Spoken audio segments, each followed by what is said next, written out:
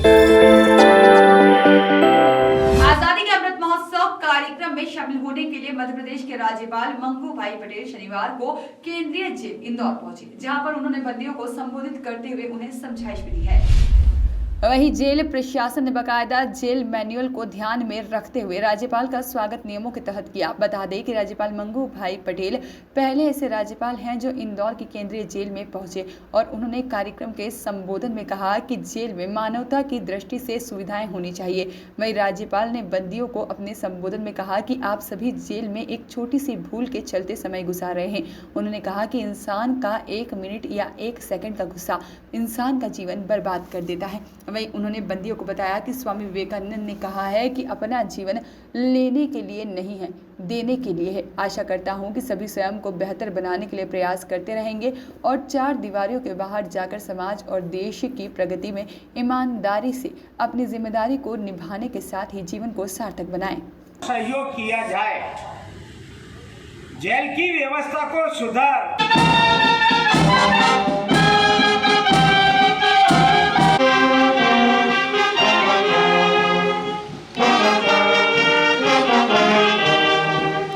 परिस्थिति और मनोवृत्ति के कारण जो लोग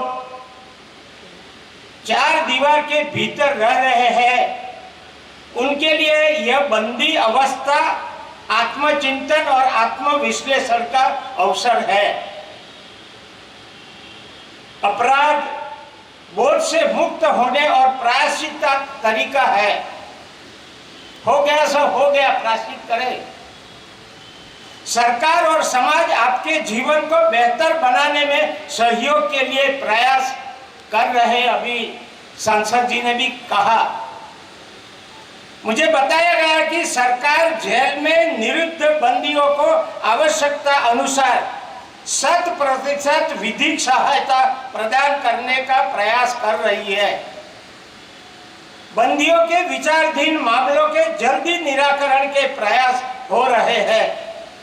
मध्य प्रदेश की समस्त जेलों को वीडियो कॉन्फ्रेंसिंग के माध्यम से न्यायालय से जोड़ा जाना सराहनीय पहल है। बंदियों को अच्छा साहित्य पढ़ने के लिए प्रोत्साहित किया जाए, ये जरूरी है। कई लोग ऐसे पढ़े लिखे होंगे, अच्छे अच्छे साहित्य पढ़ेंगे तो अपना विचार बदलेगा, अपना ज्ञान मिलेगा।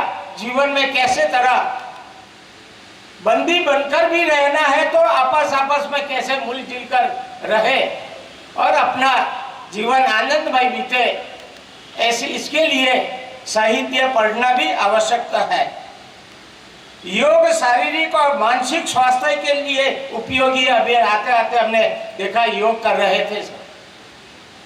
अतः योग के कार्यक्रम नियमित आयोजित किए जाए। शैक्षणिक कार्यक्रमों का लाभ लेने के लिए बंदियों को प्रोत्साहित करें, वो भी चल रहा है यहाँ। उनको शिक्षा और प्रशिक्षण के माध्यम से आचरण सुधारने और आपराधिक मनोवृत्ति को समाप्त करने में भरपूर सहयोग किया जाए। जेल की व्यवस्था को सुधार गृह के रूप में संचालित किया जाना चाहिए, ताकि बंदियों को रिहाई मिलने पर जीवन यापन के अवसर आसानी से उपलब्ध हो सके। सभी को यहाँ रहना नहीं, कोई ना कोई रास्ता निकलेगा भविष्य में।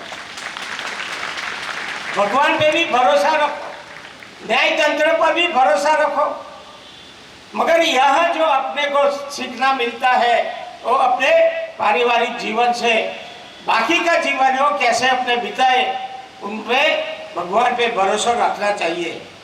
अंत में मैं यही कहना चाहूंगा कि जीवन वही है जो दूसरों के काम आए।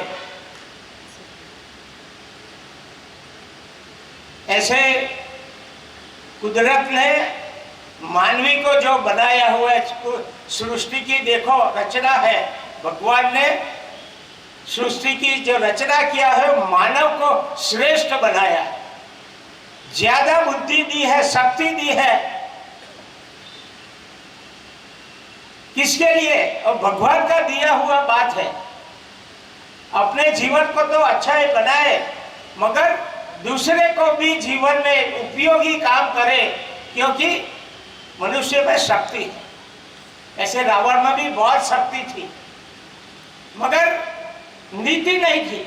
इतना शक्तिशाली रावण अपने कारनामे से कैसे मारा गया? मेरे इतिहास के पन्ने आप देखेंगे तो कई शक्तिशाली लोग हैं, अपनी शक्ति दूसरी और खर्च मानवता के बारे में जो खर्चेंगे तो जरूर भगवान को भी बहुत प्यारा लगेगा। Bureau report, voice of rights.